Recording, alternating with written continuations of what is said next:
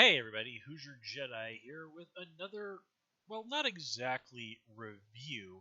This is going to be a little bit more of a general impressions video, which is something I've never really done before. And the reason this one is different is, and I guess I should be clear here, what I'm doing is a review, is talking about the Danger Mouse series from Netflix.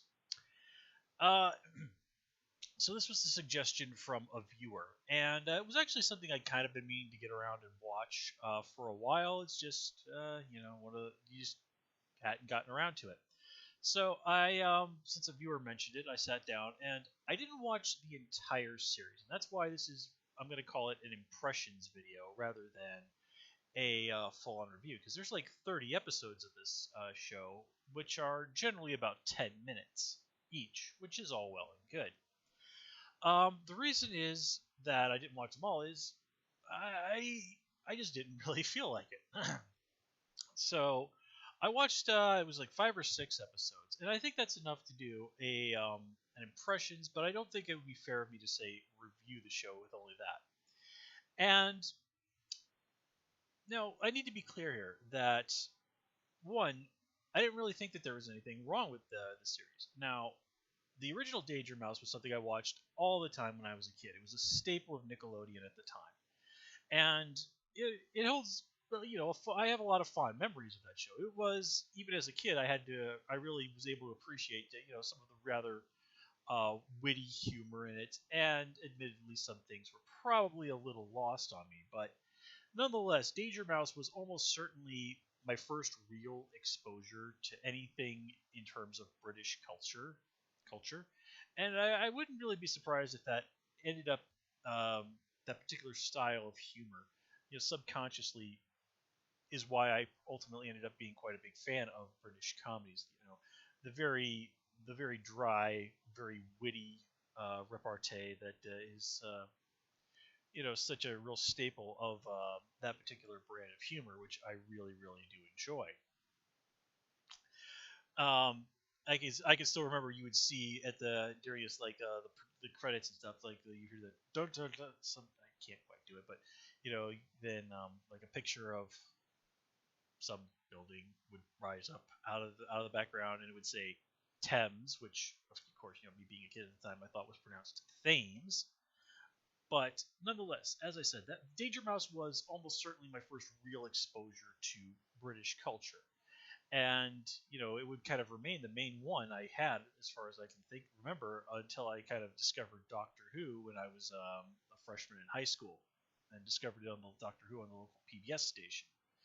But anyway, having Danger Mouse come back and appear on Netflix is really cool. And even though I didn't watch all the show, I certainly did like a lot of what I saw. I mean, everything that was really good about Danger Mouse they brought back, and it's all still there. They've tweaked things a little bit. Like Colonel K was not really a person who got out and participated in the action, and here he does do that a bit. And the show is really better for it because I always did like Colonel K as a character. He was fun, and if you're going to give a role like that to Stephen Fry, you don't want to have him just doing the voice of a character who sits behind a desk. I mean, come on, it's Stephen Fry. You have somebody like that on your team, you give him material that he's really going to be able to just take to town. And, it being Stephen Fry, of course he does, because Stephen Fry is awesome.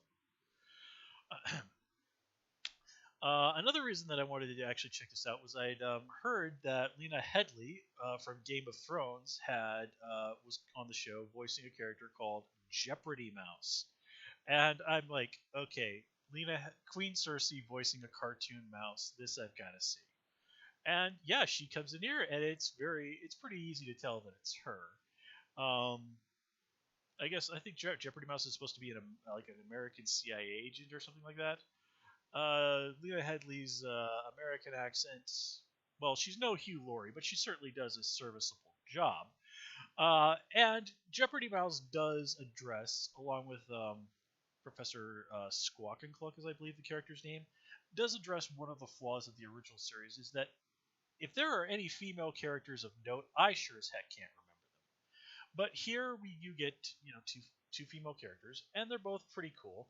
Of course, Jeopardy Mouse is basically female Danger Mouse, except very by the book sort of person, while Danger Mouse just kind of does his own thing and improvises. A very classic clash of characters. And the Professor Squawk and Cluck is the Scottish chicken who's the sort of tech person for Danger Mouse. And really seems like basically what you would get if you took Fitz and Simmons from Agents of S.H.I.E.L.D., mashed them in together as one person, and made them a chicken. I mean, it's not a criticism in any way, but I'm just like, that this is basically like Fitz and Simmons if they were the same person and a cartoon chicken. Um, and of course, Danger Mouse being Danger Mouse, you have to have his arch enemy, Baron Silas Greenback. And Baron Silas Greenback is, of course, back.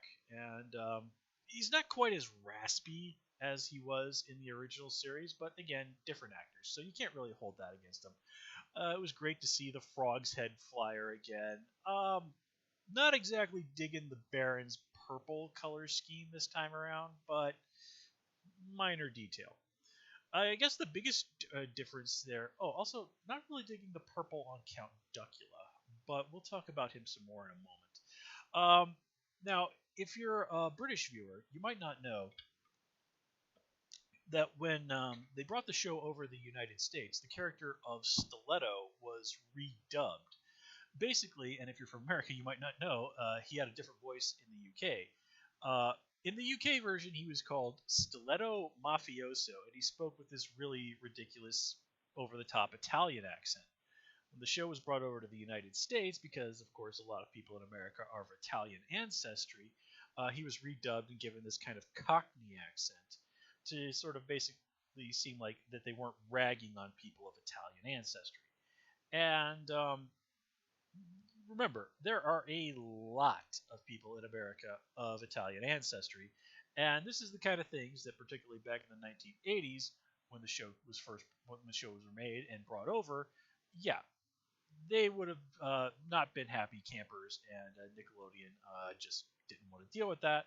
So Stiletto was redubbed having a Cockney accent, which okay, and now here in this version, of course, he's back with the classic Italian accent, and it is a little jarring to hear him be so different. Uh, I kind of miss the good old fashioned "Stone the crows." That's something he used to say all the time on the original Danger Mouse, but it will be American version. But okay, that's how the character was in the original version, and fair enough. And they do something kind of interesting with that whole situation with Stiletto. So points to the writers for that. And now, as I mentioned, I also wanted to say a little bit about Count Duckula.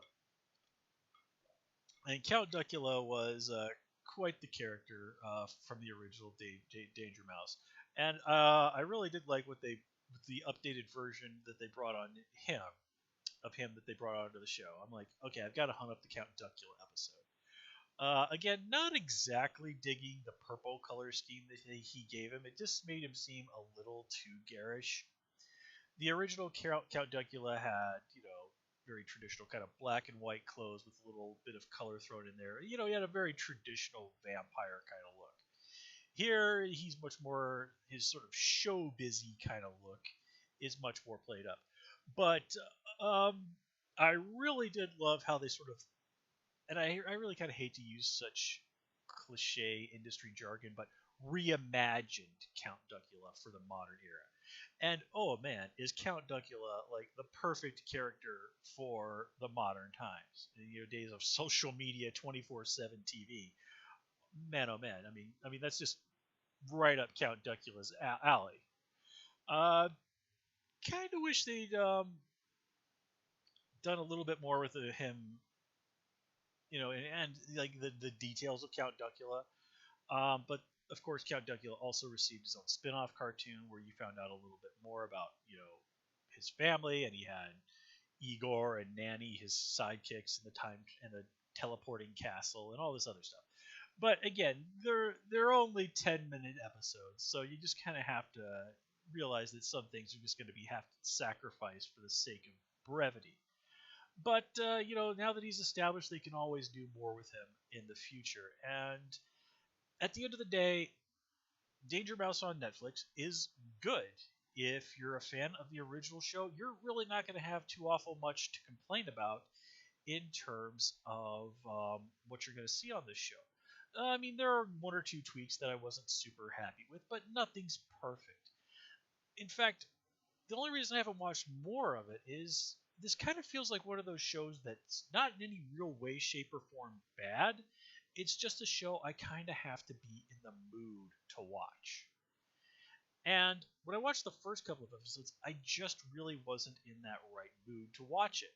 When I watched some of the more episodes later on, I was feeling a little bit differently. I was like, hey, this is quite a lot of fun.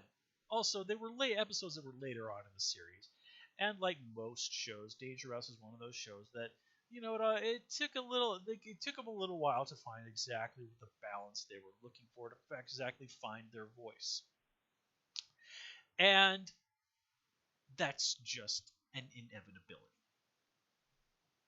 You would be extraordinarily hard pressed to find any TV show that doesn't take a few episodes to really figure itself out. So at the end of the day, yeah, Danger Mouse on Netflix is very much recommended.